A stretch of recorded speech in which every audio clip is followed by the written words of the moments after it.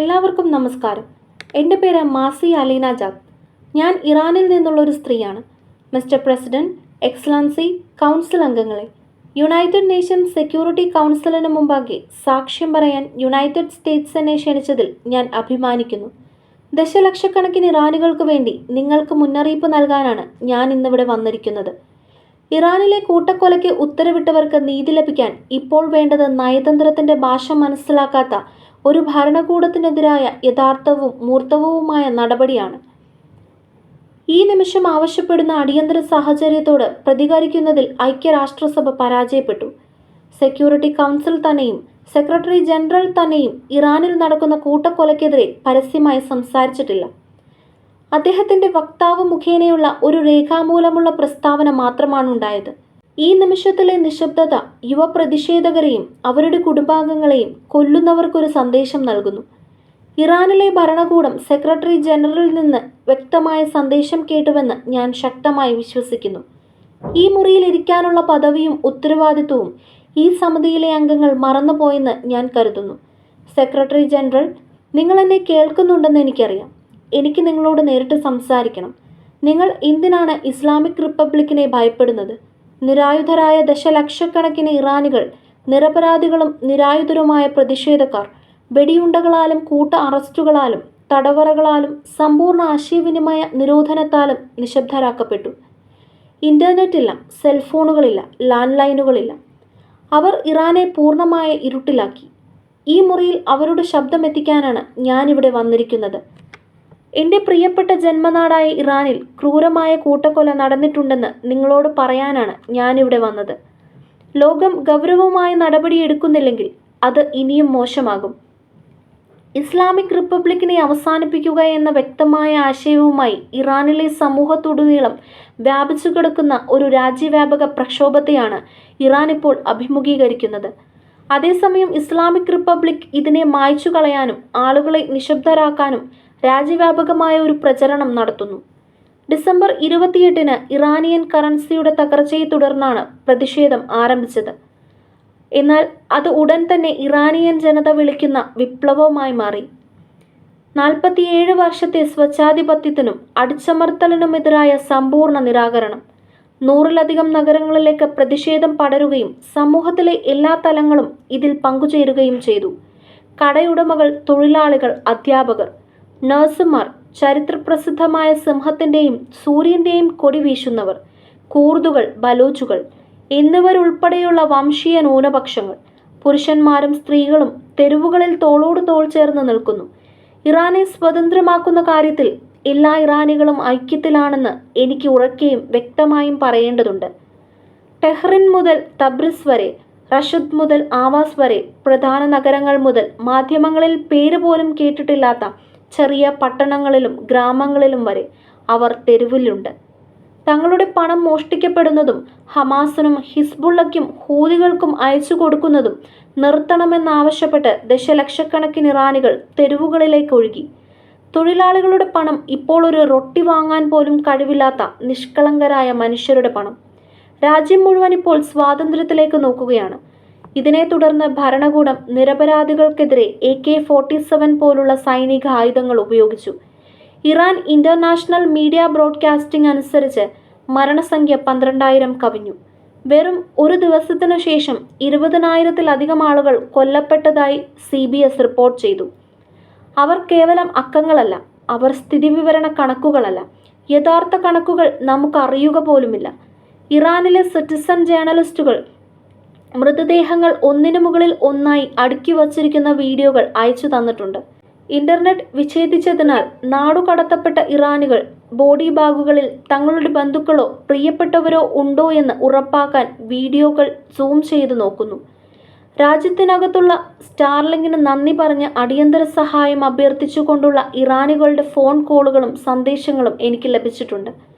ഇറാനിലെ സുരക്ഷാസേന ഹൃദയത്തിലും നെഞ്ചിലും വെടിവെക്കുന്ന നിരായുധരായ ആളുകളെ രക്ഷിക്കാൻ പ്രസിഡന്റ് ട്രംപ് വാഗ്ദാനം ചെയ്തപ്പോൾ അവർ അത് സ്വാഗതം ചെയ്തു.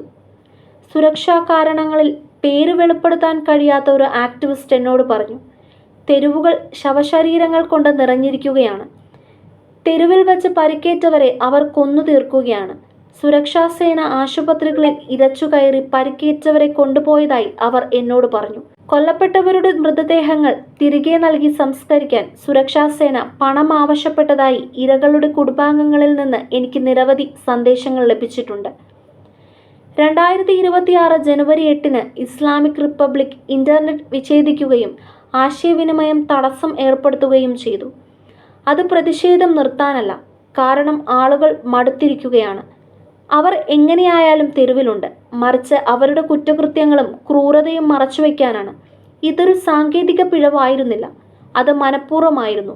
ഒരു ഭരണകൂടം കൂട്ടക്കൊലകൾക്കിടയിൽ ഇന്റർനെറ്റ് ഓഫ് ചെയ്യുകയും അതേസമയം അതേ ഭരണകൂടത്തിന്റെ നേതാക്കൾ സോഷ്യൽ മീഡിയയിലെ ആവിഷ്കാര സ്വാതന്ത്ര്യം ഉപയോഗിച്ച് ലോകത്തെ തെറ്റിദ്ധരിപ്പിക്കുകയും ചെയ്യുമ്പോൾ അത് ക്രമസമാധാനം പുനഃസ്ഥാപിക്കലല്ല, അത് തെളിവുകൾ നശിപ്പിക്കലാണ്.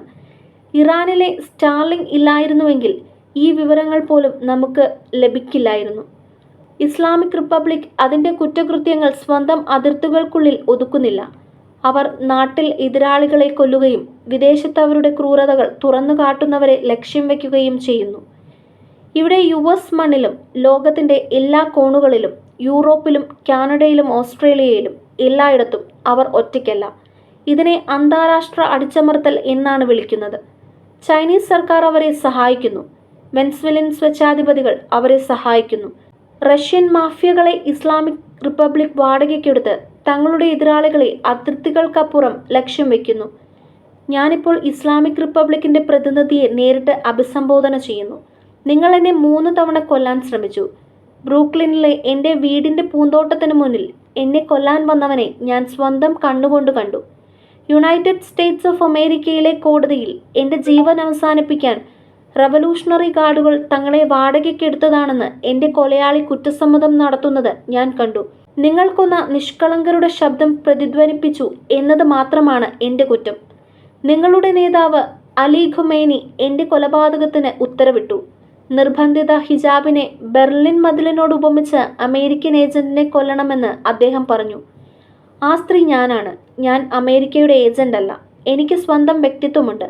പക്ഷേ എൻ്റെ ജീവൻ സംരക്ഷിച്ചതിന് അമേരിക്കൻ സർക്കാരിനോടും നിയമപാലകരോടും ഞാൻ നന്ദിയുള്ളവളാണ്.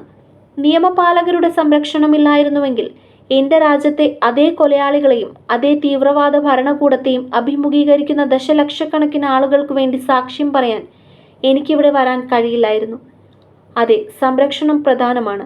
നിർഭാഗ്യവശാൽ പല ഇറാനികൾക്കും ഇതേ സംരക്ഷണമില്ലാതിരുന്നതിനാൽ ഞാൻ അതിജീവിച്ചവളുടെ കുറ്റബോധത്തോട് ജീവിക്കുന്നു. അതേ IRGC, അതേ AK-47 ഉപയോഗിച്ച് അവരുടെ കുടുംബങ്ങളുടെ മുന്നിൽ വെച്ച് അവരെ കൊന്നു. 2 കൊലയാളികൾക്ക് ഇവിടെ ന്യൂയോർക്കിൽ 25 വർഷത്തെ തടവു ശിക്ഷ ലഭിച്ചു. മാർച്ചിൽ ഇസ്ലാമിക് റിപ്പബ്ലിക് വാടകയ്ക്കെടുത്ത മറ്റ് 2 കൊലയാളികളെ കൂടി എനിക്ക് നേരിടേണ്ടതുണ്ട്. പ്രസിഡന്റ് ട്രംപിനെ വധിക്കാൻ അതേ IRGC അംഗങ്ങളെ ചുമതലപ്പെടുത്തിയവരാണവർ. ഭയത്തിലൂടെയാണ് ഇസ്ലാമിക് റിപ്പബ്ലിക് ഭരിക്കുന്നത്. അത് പൊതുജീവിതത്തിൽ നിന്ന്, ഓർമ്മയിൽ നിന്ന്, ചരിത്രത്തിൽ നിന്ന് ആളുകളെ അപ്രത്യക്ഷമാക്കുന്നു. അതിനാൽ ഭയപ്പെടാനും മായ്ക്കപ്പെടാനും വിസമ്മതിച്ചവരുടെ പേരുകൾ ഇന്ന് ഞാൻ രേഖപ്പെടുത്താൻ ആഗ്രഹിക്കുന്നു. ഇന്റർനെറ്റ് വിച്ഛേദിക്കുന്നതിനു മുൻപ് 20 വയസ്സുകാരിയായ സതീഷ് ഷാഫി തൻ്റെ സോഷ്യൽ മീഡിയയിൽ എഴുതി, അവർ എന്നെ ഇന്റർനെറ്റ് കട്ട് ചെയ്യുകയാണ്, പക്ഷേ ഞാൻ നിങ്ങളെ എല്ലാവരെയും സ്നേഹിക്കുന്നു. ഇസ്ലാമിക് റിപ്പബ്ലിക് IRGC അവരെ കൊന്നു. റാബിയൻ മൊറാദി 17 വയസ്സ്, മുതുകിൽ വെടിയേറ്റു. ഒരു യുവ ഫുട്ബോൾ താരം. അവനെ കൊന്നതും അതേ IRGC തന്നെ. ജനപ്രിയ കായിക താരം മീരാത് പർവാർ തെരുവിലിറങ്ങുന്നതിന് മുൻപ് അദ്ദേഹം തൻ്റെ ഇൻസ്റ്റഗ്രാമിൽ എഴുതി, ഞാൻ കൊല്ലപ്പെട്ടേക്കാം എന്ന് എനിക്കറിയാം, പക്ഷേ എനിക്ക് ഭയമില്ല. എനിക്കെൻ്റെ അവകാശങ്ങൾ വേണം. അദ്ദേഹത്തെ കൊന്നതും അതേ IRGC തന്നെ. ഷിയാവുസ് ഷിർഷാദ് 30 വയസ്സ്, സുരക്ഷയോർത്ത് തെരുവിലിറങ്ങരുതെന്ന് കുടുംബം അവനോട് അപേക്ഷിച്ചു. അവൻ കുടുംബത്തോട് പറഞ്ഞു, നമ്മുടെ വിപ്ലവത്തിൻ്റെ വിജയം ആഘോഷിക്കാൻ ഞാൻ തെരുവിലേക്ക് പോകുന്നു, കാരണം നമ്മുടെ ജീവൻ രക്ഷിക്കുമെന്ന് പ്രസിഡന്റ് ട്രംപ് വാഗ്ദാനം ചെയ്തിട്ടുണ്ട്. അവനെ കൊന്നതും അതേ റവല്യൂഷണറി ഗാർഡുകളാണ്. നജൻ കാദ്മി 20 വയസ്സ്, റവല്യൂഷണറി ഗാർഡ് അംഗത്തിൻ്റെ വെടിയേറ്റ് അവൾ അച്ഛൻ്റെ കൈകളിൽ കിടന്നാണ് മരിച്ചത്. എനിക്ക് കുറ്റബോധം തോന്നുന്നു. ബാക്കിയുള്ളവരുടെ പേരുകൾ ഞാൻ പറയുന്നില്ല. പേരുകളുടെ പട്ടിക നീണ്ടുപോകുന്നു. തങ്ങൾ തോക്കുകളെയും വെടിയുണ്ടകളെയും നേരിടേണ്ടി വരുമെന്ന് അവർക്കറിയാമായിരുന്നു. പക്ഷേ അവർക്ക് നീതി വേണമായിരുന്നു. ഇനി അവരുടെ കൊലയാളികളുടെ പേര് ഞാൻ പറയട്ടെ.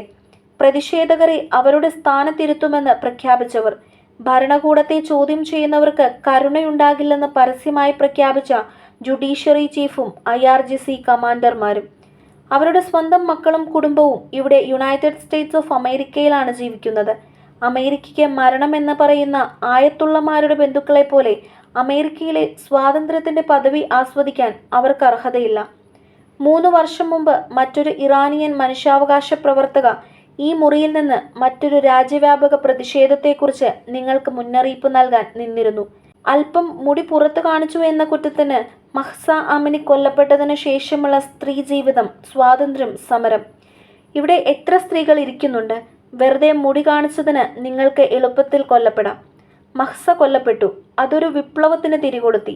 സ്ത്രീകളും പുരുഷന്മാരും തോളോട് തോൾ ചേർന്ന് തെരുവിലിറങ്ങി. 700-ലധികം ആളുകൾ കൊല്ലപ്പെട്ടു. നമ്മൾ ഇത് മുമ്പും കണ്ടിട്ടുണ്ട്. നമുക്ക് ഇനിയും ഓർക്കാൻ പേരുകളുണ്ട്. 2009 കൊല്ലപ്പെട്ട 100-ലധികം ആളുകളുടെ പ്രതീകമായ നെദാ ആഗ സുൽത്താൻ. തങ്ങളെ സംരക്ഷിക്കാൻ അവർ പ്രസിഡന്റ് ഒബാമയെ വിളിച്ചു. സ്വന്തം ജനങ്ങളോട് തോക്കുകളിലൂടെയും വെടിയുണ്ടകളിലൂടെയും സംസാരിക്കുന്ന ഒരു ഭരണകൂടമായി നയതന്ത്രത്തിൻ്റെ വാതിലുകൾ തുറക്കാൻ നോക്കുകയായിരുന്നു പ്രസിഡന്റ് ഒബാമ.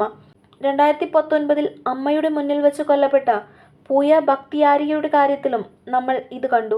അതേസമയം പ്രസിഡന്റ് ബൈഡൻ നയതന്ത്രത്തിൻ്റെ വാതിലുകൾ തുറന്നിടാൻ ശ്രമിക്കുകയായിരുന്നു. പ്രിയപ്പെട്ടവരുടെ മൃതദേഹം തിരികെ ലഭിക്കാൻ കുടുംബാംഗങ്ങളെ കൊണ്ട് പണം നൽകിപ്പിക്കുന്ന ഒരു ഭരണകൂടത്തിന് കോടിക്കണക്കിന് ഡോളർ നൽകുകയായിരുന്നു. സിവിലിയന്മാർക്കെതിരെ സൈനിക ആയുധങ്ങൾ ഉപയോഗിക്കുന്ന ഒരു ഭരണകൂടത്തെ അഭിമുഖീകരിക്കുമ്പോൾ ഇറാനിയൻ ജനത ലോകത്തോട് ആവശ്യപ്പെടുന്നത് വെറും വാചക കസർത്തുകളല്ല, മറിച്ച് നടപടികളാണ്. ഞങ്ങൾക്ക് ശൂന്യമായ വാക്കുകൾ ആവശ്യമില്ല. ഇറാനിലെ ജനങ്ങൾ നിങ്ങളോട് പറയുകയാണ്, ഇസ്ലാമിക് റിപ്പബ്ലിക്കിനെ ഇനി പരിഷ്കരിക്കാനാവില്ല. ഇസ്ലാമിക് റിപ്പബ്ലിക്കിനെ ഇനി ഒരു നിയമാനുസൃത സർക്കാരായി പരിഗണിക്കരുതെന്ന് അവർ നിങ്ങളോട് ആവശ്യപ്പെടുന്നു. ഇന്ന് കൊല്ലപ്പെട്ടവരുടെ എണ്ണം ഞാൻ പറഞ്ഞതിനേക്കാൾ വളരെ കൂടുതലാണ്. ഈ ഭരണകൂടത്തെ ആവർത്തിച്ചു പറയട്ടെ, പരിഷ്കരിക്കാനാവില്ല. ഇസ്ലാമിക് റിപ്പബ്ലിക് ISISനെ പോലെയാണ് പെരുമാറുന്നത്. ഇസ്ലാമിക് റിപ്പബ്ലിക്കിനെ ISISനെ പോലെ തന്നെ കൈകാര്യം ചെയ്യണം. ഇങ്ങനെയാണ് നിങ്ങൾക്ക് ജീവനുകൾ രക്ഷിക്കാൻ കഴിയുക. വളരെ നന്ദി.